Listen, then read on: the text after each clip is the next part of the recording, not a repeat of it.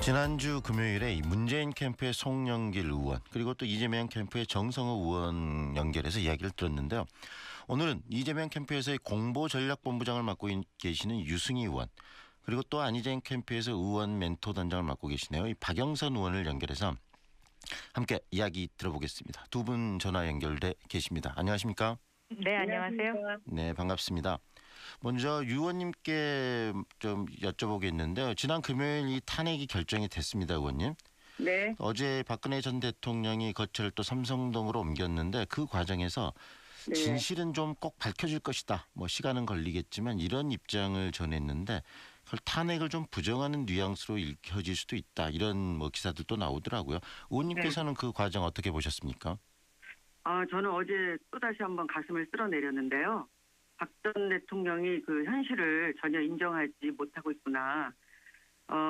사실은 그럼에도 불구하고 대통령을 하지 않았습니까? 네. 그런데 저렇게 말씀하시는 거는 사실은 죄송한 얘기지만 그냥 일반적인 국민도 저렇게 얘기하지는 않지 않겠느냐 이런 생각을 했습니다. 그리고 그 강화문 쪽으로 안 가고 돌아서 가지 않았습니까? 네. 그거는 세월호를 끝까지 외면하고 그 촛불 민심을 완전히 무시하거나 두려워하거나 그런 거라고 생각이 들었고요. 네. 그다음에 이 탄핵을 의결한 의회 민주주의 그리고 이제 헌법에 의거한 그 헌재 판결 전면 부정하는 것으로 저는 받아들였고요. 이것은 법치주의와 민주주의를 모두 부정하는 발언이라고 봅니다. 그래서 헌재가 지적한 바가 있지 않습니까? 탄핵을 지금 하지 않으면 법치주의가 완전 무시되는 상황이 지속되는 것이 상당히 우려된다라고 얘기했는데 네. 그런 그 헌재의 판결을 더욱더 입증하는 그런 어제 입장을 네. 이제 대변자로 투표했습니다. 네. 그래서 저는 정말 어제 상당히 이거 탄핵이 안 됐으면 어땠을까 하는 네. 우려를 했고요. 그래서 가슴을 쓸어내렸고 앞으로 정말 이 최진우 명예보장 이런 말은 더 이상 나오지 않았으면 좋겠습니다. 네, 제대로 이런 부분들이 밝혀지고 밝혀질 부분은 밝혀지고 또 책임져야 될 부분은 책임을 져야 된다는 생각이신 거네요. 그렇죠. 검찰이 빨리 수사를 해야 되고요. 네. 그리고 출국 금지 조치도 취해야 된다고 저는 봅니다. 네, 박영선 의원께서는 이 과정들을 어떻게 보셨습니까? 네, 아마 대부분의 국민들이 그렇게 느끼셨으리라고 생각하는데요. 아직도 이 박근혜 전 대통령이 현실을 직시하지 못하고 있다라는 네. 생각을 했습니다. 그리고 국민과 대한민국을 위한다면 네. 사실 그 통합적인 그런 어떤 메시지를 내놔야 네. 했던 것 아닌가 그렇게 생각되고요.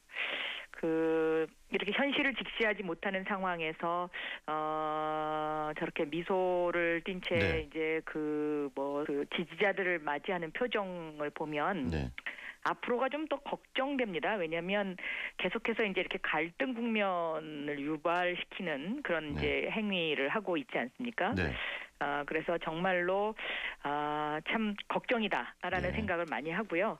앞으로 우리가 이런 어떤 대한민국의 발전을 위해서 더 잘해야 되겠구나 이런 생각을 했습니다. 네. 네. 이번 과정을 보면서 더 뼈저리게 느끼는 게 정말 국가 지도자 어떤 분이 국가 지도자가 되는 것이 되어야 하는가에 대한 국민들이 굉장히 각성을 하는 계기도 됐다는 생각이 드는데요. 네. 본격적인 이야기 들어가겠습니다. 우리 박영선 의원께서는 안희정 충남지사를 지금 지지하시는 걸로 알려지고 있는데 네. 지지하시는 이유는 어디에 있으십니까? 광주 호남의 지역의 국민들께서 정권 교체를 가장 바라시지 않습니까? 네. 정권 교체를 가장 확실하게 할 수 있는 사람이라고 저는 생각합니다. 그러니까 본선 경쟁력이 가장 뛰어나죠. 그러니까 어제 그 여론조사에서도 이것이 뒷받침됐는데요. 네. 예를 들어서 안희정, 안철수 이 대결에서 50.8% 대 27.2%가 나왔거든요. 네. 그러면 안 지사가 과반을 넘는다는 것을 보여주는 것이고요. 네. 이것이 안철수가 아니고 황교안이 됐을 경우에는 뭐 더 많이 넘고요. 그러나 이제 지금 대세론이라고 하는 문재인 후보를 여기에 대입시켰을 경우에는 문재인 후보는 45.7%대 32.8%가 나왔어요. 네. 그러니까 과반이 못 되는 거죠. 네. 그러니까 과연 우리가 문재인이라는 그 후보를 대통령 후보로 선출했을 때 이 본선에서 정권 교체가 확실하냐. 네. 이 대통령이 될 수 있겠느냐의 퀘스천 마크가 있다는 것을 보여주는 것이거든요. 네. 그렇기 때문에 본선 경쟁력이 확실한 후보를 밀어주는 것이 이번 그 광주 호남 민심을 저는 반영하는 것이다. 정권 교체를 바라는 그런 첫 번째 생각이 있고요. 네.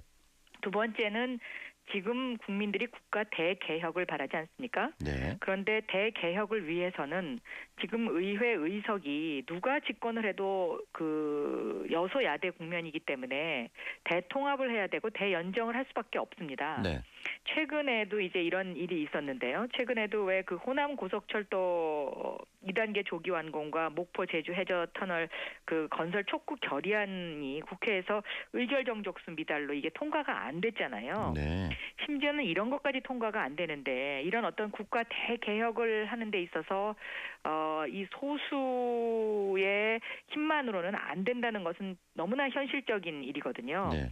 그래서 저는 어떤 그 지금 이렇게 어떤 모호한 태도를 보이고 현실적인 것을 반영하지 않고 그 열렬 지지자를 향해서 메시지를 내고서 이제 앞으로 뭐 통합을 하자 이렇게 해서 그 자기의 입장을 바꾸는 후보보다는 처음부터 진솔하고 정직하게 다가가서 진심으로 국가 대개혁을 할 수 있는 사람이 과연 누구이냐. 네. 이것을 한 번 더 생각해 볼 필요가 있다라는 생각이 들고요. 네. 본선 경쟁력과 이 국가 개혁을 위해서는 안희정 지금 충남지사가 가장 적임이라는 말씀이시네요. 그렇습니다. 네. 그리고 이제 또 한 가지는요.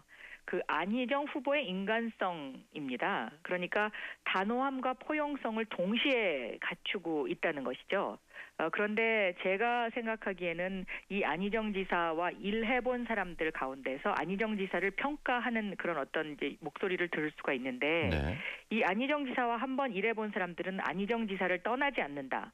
전 이게 굉장히 중요한 포인트다라고 생각을 합니다. 그래서 이런 단호함과 포용성을 동시에 지닌 인간성을 갖고 있기 때문에 지금 대한민국의 위기를 극복할 수 있는 지도자이다라고 생각하고 있습니다. 네, 세 가지를 이야기를 해주셨는데요. 네. 그렇다면 유승희 의원께서는 왜 이재명 성남시장이 대통령으로서 가장 적임이라고 생각하십니까? 저는 이재명 후보가 그 민주당의 당원 당규에 부합하는 네. 민주당의 적자이기 때문에 이재명 후보가 될 것 같은 후보가 아니라 되어야 하는 후보라고 생각을 합니다. 네. 저는 재벌 개혁, 경제 민주화를 실현시키고 또 민주주의의 가치를 끝까지 실현시킬 수 있는 후보라고 봅니다. 끊어서 저는 이제 노무현의 모습을 한 김대중이 이재명이다라고 하는 제가 그 글을 하나 썼는데요. 네. 그 이재명 후보가 실력이 있습니다. 네. 그리고 무엇보다도 이 지금 현재 시대가 요구하는 지도자라고 생각을 하고 있습니다. 그래서 지금 촛불 민심은 단순한 정권 교체가 아니라 적폐를 청산하고 공정국가를 건설하자고 하는 그런 열망을 보여줍니다. 네. 이 정제적인 불평등 해소를 위해서 지금 이제 촛불 민심으로 나타난 것이 재벌도 공범이다. 그래서 네. 이기승 삼성 재벌 부회장도 지금 구속되지 않았습니까? 그런 걸 보면은 지금 현재 우리 그 시대가 요구하는 가장 중요한 것은 이 불평등 구조, 적폐 청산입니다. 그리고 지금 이제 현안 문제로 사드가 이제 졸속으로 배치가 됐는데 이것을 근본적으로 다시 원점에서 재논의한다든지 좀 전에 다시 말씀드렸지만 네. 제왕적인 재벌식 경영체제를 타파한다든지 이런 중대한 현안에 대해서 국익만을 생각하고 결기 있게 돌파할 수 있는 후보가 이재명이라고 생각을 하고 있습니다. 네. 이재명은 이제 기본적으로 기본소득이라든지 이런 것이 단순한 포퓰리즘 정책이 아니라 이미 인구 100만이 넘는 성남에서 검증된 바 있는 실효성 있는 그런 정책을 지금 내세우고 있습니다. 그래서 성남에서 지금 청년 배당이라든지 산후 조립이라든지 생활임금 형태로 지급하는 연간 170억 어느째 그 지역 화폐 상품권이 있거든요. 네. 이런 것들이 지역 경제뿐만이 아니라 이제 이 골목 경제를 굉장히 활성화를 시켰기 때문에 그 지역에서 지방 자치를 실현하는 과정에서 실력을 인정을 받았기 때문에 이재명 후보가 적임자라고 생각을 합니다. 그리고 저는 이 말씀을 꼭 드리고 싶은데 그 선조 시대에 굉장히 많은 그 신하가 있었지만 네. 수백만의 신하 부럽지 않은 한 신하 그야말로 구국 중심 나라를 구한 이순신 한 사람이 있어서 우리나라를 구하지 않았습니까? 네. 그래서 이재명은 될 것 같은 사람이 아니라 되어야만 할 사람이다. 지금 부정부패 이 정경 유착고리를 확실하게 끊을 수 있는 사람, 부패 기득권 세력과 맞설 수 있고 또 이것을 반드시 자기 신념을 가지고 또 국민의 뜻에 따라서 조금이라도 그야말로 개혁할 수 있는 사람, 그리고 재벌의 여러 가지 그 압력에 시들 않을 수 있는 그런 검증된 지도자라고 생각하기 때문에 이재명 후보가 반드시 되어야 한다고. 결국은 적폐청산이란 시대적 소명의 가장 적임자다 이 말씀이시네요. 네, 그리고 그것이 또 저희 민주당의 가치에도 부합하는 민주당의 가장 맞는 적자라고 생각을 하기 때문에 돼야 된다고 봅니다. 네, 이 적폐청산의 문제와 함께 저희들이 이야기되는 게 좀 전에도 우리 박영선 의원께서도 말씀하셨는데 국가 개혁을 위해서는 연정도